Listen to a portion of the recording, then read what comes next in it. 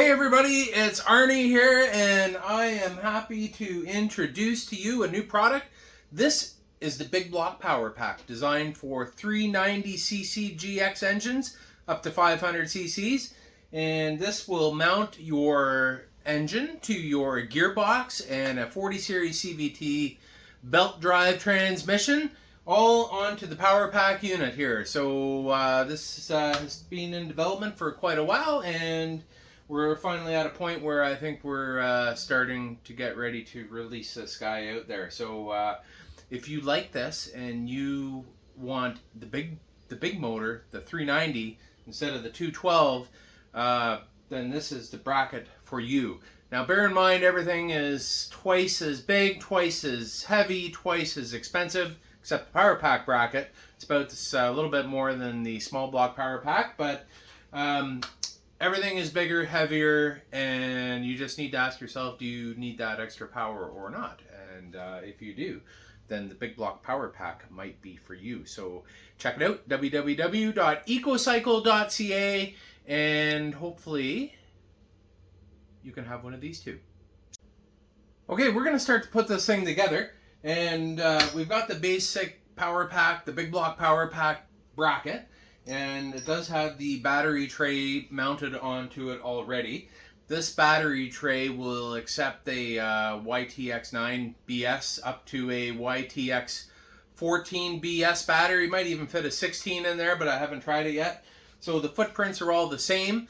So it lent itself quite nicely to the overall design of this one. So we continue to use that format. This is the hardware that is included with the Big Block PowerPack. So we've included 4 engine mount bolts, 6 spacers, 4 nylock nuts for the cross bolts. These are the gearbox mounting bolts and the rear crossbar bolt and spacer. So this crossbar here fits in behind the PowerPack, just like so. You just stick your bolt in there, put it through the spacer, and once you get your gearbox in there, you tie it all together with that thing. So let's do that. Let's put the gearbox in. Okay, this is the 40 series gearbox, and it's 15.5 pounds of pure gearbox, and uses a 530 output driver, and I'm going to show you how to put it in. And we're going to take a cross bolt, a spacer, and we're going to start at this top hole here. And we're going to put a spacer in there. We're going to put it into the gearbox. We're going to slip another spacer in here, like so. And we're going to get that bolt through. Okay, so now you got the first bolt through. Now we're just going to flip this guy right over here, like so. And we're going to continue to put the cross bolts and spacers in. We're probably going to have to flip this unit on upside down. And it also has the benefit of picking up off of these cast bosses on the gearbox case. And that's going to reinforce this output quite a bit. So you're not going to you're gonna utilize every provision on the gearbox anyway to make sure that it's strong so it can handle the power. And yeah, so we're gonna put these hardwares in and the spacers, and then we're gonna put the engine on. So let's finish that up. Okay, we're gonna start. There's 3 bosses, but we're only using 2 of them. So we're just gonna put these bolts in. These come with your gearbox kit, and you don't need any of the other hardware that comes with the gearbox kit, but you do, well, you need a few things. You need the gear here, the sprocket, you need the bracketry, you need the cable rotor, and you need these hardwares here. But all the other spacers and adjuster brackets and all that stuff is redundant. So we're gonna start getting these guys in here, like so. Come on. Let's get that started. Okay, that's in. We'll tighten those up with either a 13 mil or a 1/2 inch later, but now we're just going to put the rest of the cross bolts in, the spacers, and we're going to cinch it all down. So it's pretty easy to get at everything from the back side here. So make sure all your bolts go in. I generally been putting them in through the PTO side of the gearbox, and whether that's the right way or not yet, I don't know. But that's the way I've been doing it, and your application may be different, but really, I don't know if it's going to matter too much or not. So we're just going to push these guys in here. This gearbox actually will be a structural piece of this bracket when it's all bolted in. And that one's going in a lot nicer. Okay. So there you go. So we got all the cross bolts in. Now we're going to put some nuts on. And these are 3/8/16 nylon nylock nuts. And we're just going to put those down.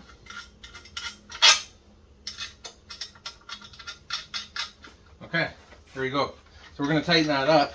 But there you have it. That's essentially how it's going to mount into the PowerPack bracket. So check it out. Okay, everything's tightened down with the exception of these two bolts here. Let me get those tightened up too. Okay, you can see how nicely the gearbox mounts into the PowerPack bracket. And everything's tightly integrated into the unit.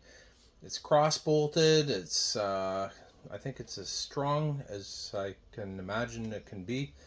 But maybe I shouldn't have said that.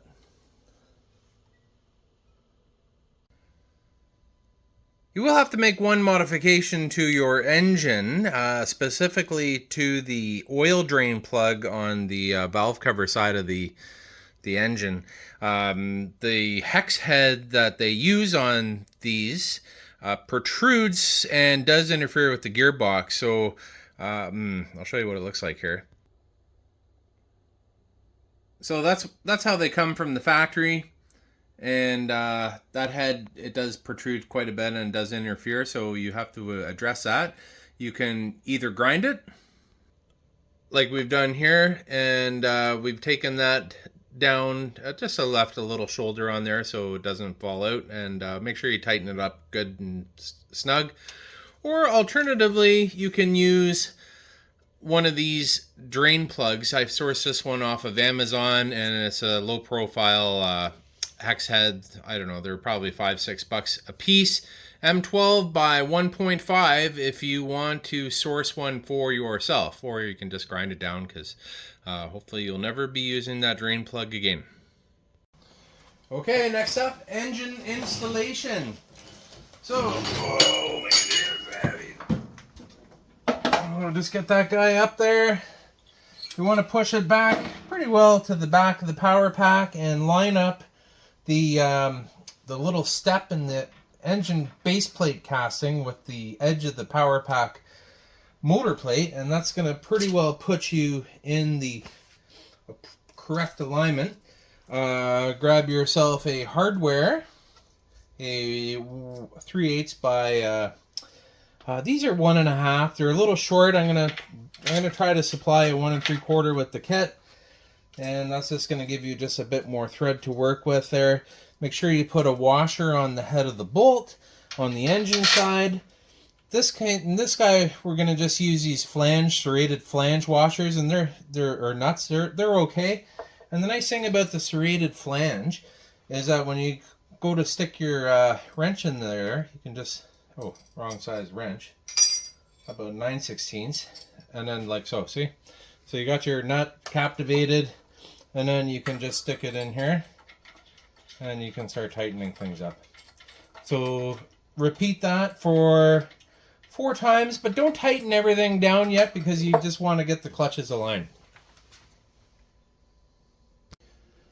Okay, so we've got our engine in place, we've got our gearbox in place. Now we're going to put on the secondary clutch.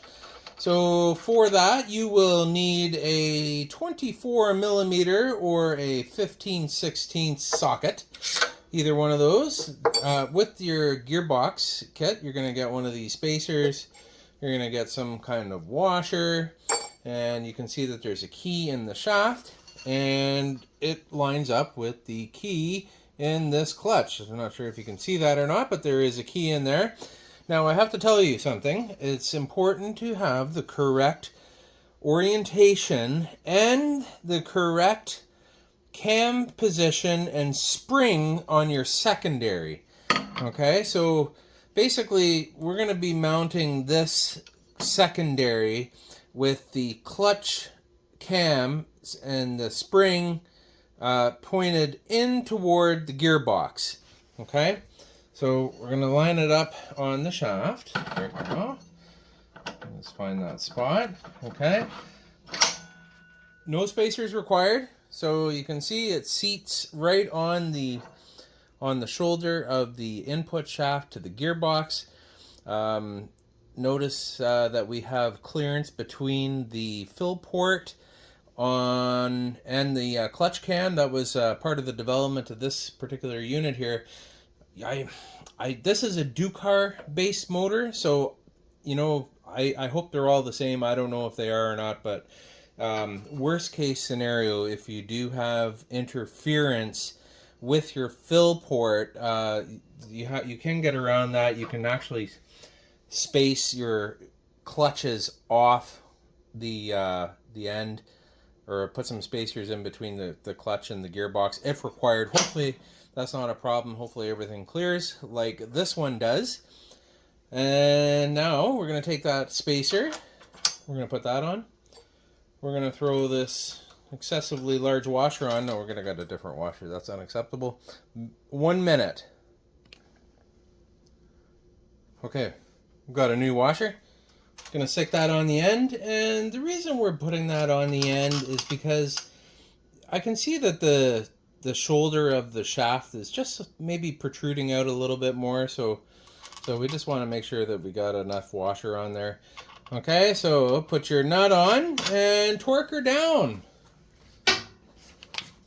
Actually, you know what? Before we do that, I'm going to show you something to make putting on your belt a little bit easier.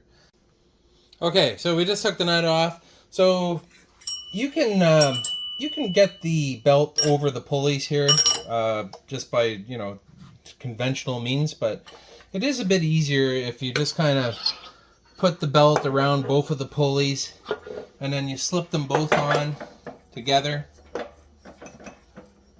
And you just got to get all the keys lined up here. Okay, there we go. Okay, now we'll put the spacer on. We'll put our washer on. We'll put our nut on. We're going to torque this down. Feels nice and tight. And then we're going to put our clutch bolt in. This is a 3/8 fine thread with a large taper or a seated washer here, and yeah, doesn't seem to line up with the keyway for some reason or another. I don't know. This is how it came from the clutch makers. Okay, I'm just going to change that angle a little bit. Okay, so we're just going to put this on. Torque that down to spec, which I don't have, so I'm not going to even utter a number at this point. But there you go. So now we've got our clutches on, and we're just going to really eyeball this at best. Make sure that the pulleys are parallel as best you can get them. And you may have to fine-tune things once you get things running, but yeah, it doesn't look horrible right now. I can see that there's just a little misalignment there. You can try putting a straight edge along the backside. It's not quite as straightforward as the 30 series clutches, because then you can just put a straight edge over the backside of both of those, and then you'll get everything squared up quite nicely. But I think we just need to move this guy around. There is some adjustability built into the slots, and you have more side-to-side adjustability than you do fore and aft adjustability. Everything's right on center, proper centers for this belt here, 203/785 belt. And, you know, I would be inclined to just give that a try as it is. So there you have it. That is the Big Block PowerPack. And fill your gearbox up with some GL5 oil, and then you can find a means by which you can mount this to your project. This big block also has 12-inch centers, just like the small block version. However, it does physically take up quite a bit more room than the small block, so there's going to be some different positions of your mounting bolts, so you can't use the small block spacing or position of your bolts anyway, but you'll have to figure all that out. Okay, there you have it. Big Block PowerPack. This is the beta unit. If you like it, if you have a Big Block single cylinder air-cooled engine and 40 series gearbox, you want to try this out, hit me up. Ecocycle.ca. They're available on the website now, so check it out and be one of the first to try this thing out. Let me know how it goes.